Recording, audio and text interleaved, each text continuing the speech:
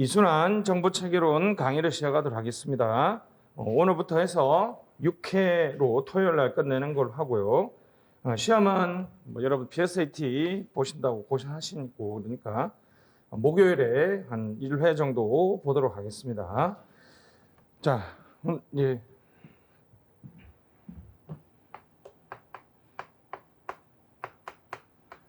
방금 나눠줬던 암기노트 2022년 01 버전인데요.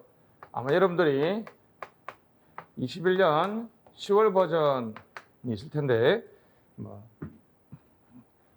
99.8% 같습니다. 그죠? 같고 약간의 오탈자나 제가 보기에 좀 논리적인 전개에서 조금 순서 변경했으니까 같이 놓고 보시고 또 세종에 또 한 번씩 가피를 하면서 암기하시면 좋을 것 같습니다. 자, 오랜만에 하죠, 그죠? 그래서 지능정보사회, 정부, 국가. 지금은 정보체계론이라는 학문 과목이 경영학에서는 MIS라고 그러는데 학문 이름이 기술의 발전을 못 따라가고 있습니다. 그죠? 그래서 지능정보사회에서 바람직한 정보와 국가에 관한 연구가 되겠는데 이론은 잘 알다시피 이론은 그렇게 풍부하진 않고요. 실제 일어나는 현실적인 문제에 관한 어떤 정책적인 해결에 대한 고민이 되겠습니다. 첫 번째는 그래서 지능정보사회를 이해해야 되고 지능정보 기술 이끄는 기술적 특징. 자, 그다음 정부. 과거에는 이제 전자정보를 바람직한 정보로 봤지만 지금은 지능정보, 지능형 정보. 전자정보는 이론적인 내용인데 용어인데 지능정보나 지능형 정보는 아직 학문적인 용어로 좀 동의가 끝난 것 같지는 않아요. 그래서 각 정부에서 추진하는 내용들을 좀 암기하셔야 되겠죠. 이제 내년이면 문재인 정부가 끝나니까 그죠? 임기가 종료되면 디지털 정부 혁신이라고 했던 내용들이 조금 바뀌겠습니다. 조금 내년엔 과도기죠. 그래서 정보 정책이 있습니다. 그래서 우리 여전히 습관적으로 그래서 이제 정보 체계론 이렇게 지능정보사회에 관한 얘기들 하고 그다음에 정부에 대한 얘기를 우리가 전자정보라 그러고 국가. 그래서 국가 영역을 우리가 공공 영역과 경제 영역과 사회 영역으로 나누고 있습니다. 그죠? 그래서 이쪽을 인포메이션 팔러시 정보정책. 그래서 전자정부 정보정책 기초이론이라고 얘기해야 되나요? 그죠? 서론해서 이렇게 세 파트로 나눠져 있습니다. 자, 가시죠. 자, 그래서 암기노트로 전반적인 체계를 한번 잡읍시다. 그래서 이제 1편 지능정보사회의 도래 뭐라 그래야 될까요? 그냥 정보체계론의 기초이론 이런 정도 되겠죠. 그죠? 정보사회는 시공거 피지불 시간, 공간, 거리의 제약이 없다. 그죠? 그래서 맨날 뭐라 그래요? 24시간 열려있는 그런 세상이다. 이렇게 얘기하는데 하살표 유신순회지계 됐습니다. 그죠? 유연, 신축, 수평, 네트워크 강조되고 있다는 거죠. 자, 그러나 이제 우리는 2016 WF 세계경제포럼이죠. 그죠? WF에서 본격 논의된 4차 산업혁명은 지능정보사회라고 씁니다. 그죠? 요즘에 이제 공식적인 용어로 정리되어 가는 것 같습니다. 그죠? 스마트 사회, 초연결 사회 등 다양한 용어가 사용됐는데 이제는 지능정보사회로 바뀌어가고 있습니다. 초연결성 핵심이죠. 그죠? 초연결성으로 인해서 기존의 섹터 구분들이 모호해지는 현상, 기존의 섹터 구분들이 모호해지는 현상들이 우리 지능정보 사회의 핵심적인 특징이 되겠습니다. 그죠? 자, 뭐 역할 관계가 새롭게 정의된다. 외워야 되겠죠. 그죠? 됐습니다.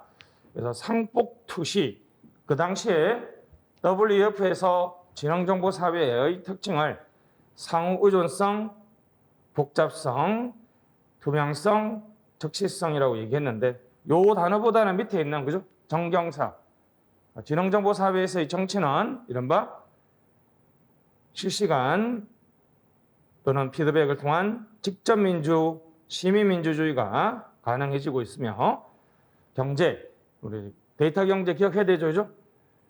요게 하나 바뀌었죠, 그죠? 데이터 경제 위에다가 디지털 교육이라고 써주시고 이전 암기노트에 디지털 교육이라고 되어 있죠, 그죠? 디지털 교육보다는 데이터 경제가 훨씬 더 좀 범위도 크고 학문적 용어가 돼가는 것 같습니다, 그죠? 데이터 경제. 같은 말은 이제 인터넷 경제죠. 인터넷 경제, 데이터 경제로 경제적 패러다임의 변화. 사회는 플랫폼 사회, 플랫폼 사회. 플랫폼은 이제 허브죠, 허브. 그죠? 허브.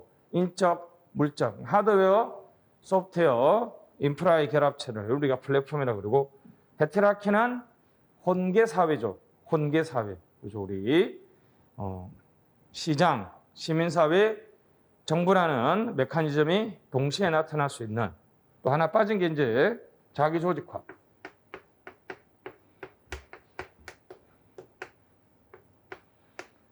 스스로 질서와 규칙을 만들어낸다. 이른바 자기 조직화 사회가 되겠습니다. 그죠? 다시 이 정도까지는 이제 충분히 아실 수 있습니다. 이제 그죠? 그 다음에 이제 무조건 해야 되죠. 지능정보 사회를 이끄는 기술, 이른바 지능정보 기술인데 통상 이렇게 5개, AI, IoT, 클라우드, 빅데이터, 모바일 이렇게 해서 5개를 얘기하는데 최근에는 더 많이 들어가고 있습니다. 그죠? MOBICL, 기사 강인 불V 됐죠? SNS, 빅데이터, 클라우드, 기가 인터넷, 사물 인터넷. 광대역 통신망은 밑에 초지통이라고 쓰시고 공식 명칭이 초연결 지능정보 통신망, 초연결 지능정보 통신망, 초지통이라고 쓰시면 되겠습니다. 인공지능, 블록체인, VR, AR, 뭐 굳이 하나 더 쓰면 MR, VRX 이런 식으로죠. 정강현실, 가상현실, 혼합현실, VR이 임의의 것과 결합되어서 발전해 나갈 수 있다는 것이죠. MOBICL, 기사 광인 불V, 양이 많긴 한데 그죠? 이러한 기술의 공통적 특징은 선의 사과객, 선제적, 예측적, 사전적, 과학적, 객관적, 실시간, 맞춤형, 지능화, 개인화된 서비스를 제공할 수 있다는 거죠. 됐습니다. 우리 오랜만에 다시 볼까요? SNS 핵심적인 것만 확인하시면 됐습니다.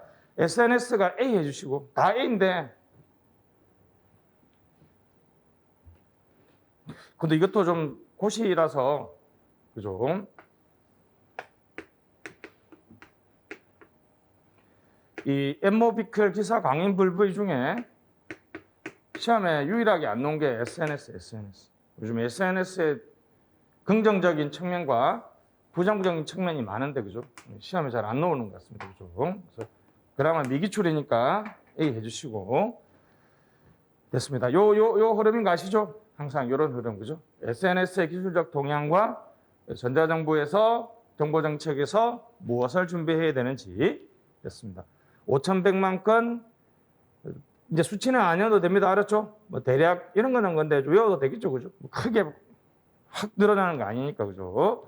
뭐 하여튼 SNS는 스마트폰 이용자의 50% 이상이 쓰고 있고 페이스북, 유튜브 등을 많이 활용합니다. 그죠? 공대 연뮤. SNS의 기술적 특징은 공개, 공유, 대화, 연결, 커뮤니티를 특징으로 합니다.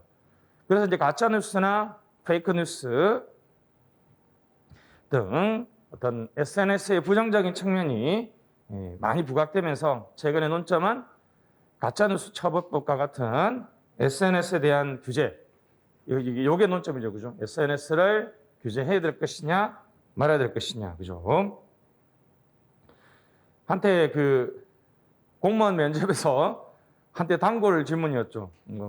SNS 하겠습니까? 그래서 이제 보통 거기서 철벽 불합격을 해야 되는데 여러분들이 모범 답안이 뭐예요? 공적인 일은 안 하고 사적인 일을 하겠습니다. 이렇게 얘기하면 엄청 이제 물어뜯기겠죠. 그냥 그런 건 대충 어떡해요? 꼬리 질문도 올 것 같으니까 저는 SNS 인생의 낭비라고 생각한다. 무조건 이렇게 가르쳤는데 선생님 저 SNS 하는데요. 그럼 당분간 끊으라고. 그래서 실제로 그래서 SNS 빵처럼 그렇게 대답하면 공적인 일과 사적인 일을 어떻게 구분하느냐. 뭐 아무리 사적인 일을 하더라도 그걸 네 개로 뭔가 연결될 수 있는데 하여튼 그래서 되게 궁하게 대답할 수밖에 없었다 그러는 거죠.